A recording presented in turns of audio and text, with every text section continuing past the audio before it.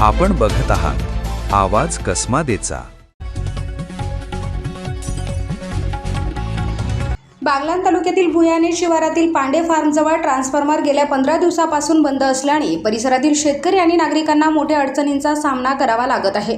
विशेषतः पावसाळ्यातही पिण्यासाठी पाणी उपलब्ध असतानाच वीज पुरवठा खंडित असल्याने पाणी मिळत नसल्याने शेतकऱ्यांमध्ये महावितरणाच्या कारभाराविरोधात तीव्र संताप व्यक्त होत आहे।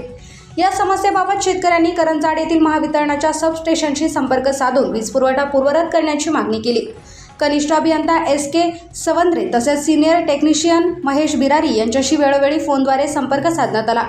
काही शेतकऱ्यांनी प्रत्यक्ष भेट देऊनही समस्या मांडली, मात्र संबंधिताकडून समाधानकारक कार्यवाही न झाल्याचा शेतकऱ्यांचा आरोप आहे।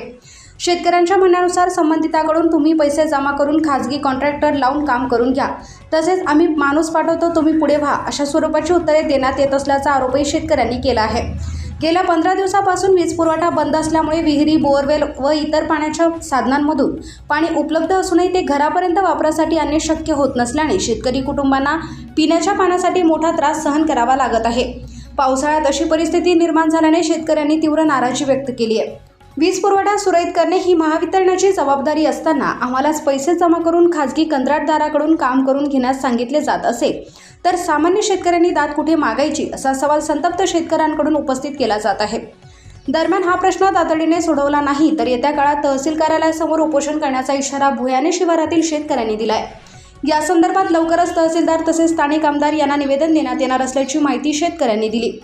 शेतकरी स्वप्नील पांडे, बारकू ठोंबरे, योगेश ठोंबरे, शरद गोयकर, समाधान कुलाळ, योगेश मलगुंडे यांच्यासह परिसरातील शेतकऱ्यांनी महावितरणाने तातडीने दखल घेऊन बंद असलेला ट्रान्सफॉर्मर सुरू करावा आणि वीज पुरवठा सुरळीत करावा अशी मागणी केली आहे। 15 दिवसापासून आमचा जो डीपी आहे ट्रान्सफॉर्मर आहे, 15 दिवसापासून सदर ट्रान्सफॉर्मर आमचा बंद आहे।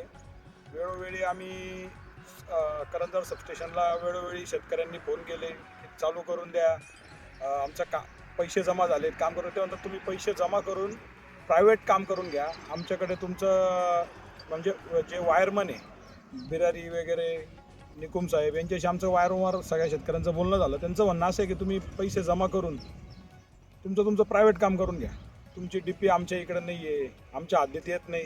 प्रत्येकजण उडवडीची उत्तरं सवंद्रे साहेबांना फोन केलं आहे, जे कनिष्ठ अभियंता अधिकारी आहे त्यांना फोन केले वारंवार, त्यांचे नवीन ते म्हणे मी नवीन आलेलो आहे, मला अजून माहिती नाही आहे।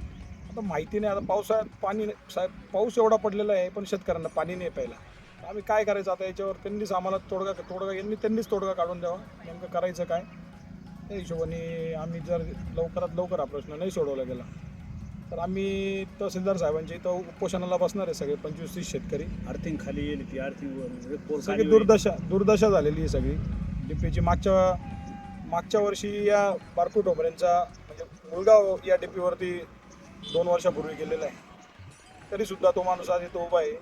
साहेबांना समजायला पाहिजे, एक डीपीची अक्षरशः दुर्दशा होऊन गेलेली आमच्या डीपीची।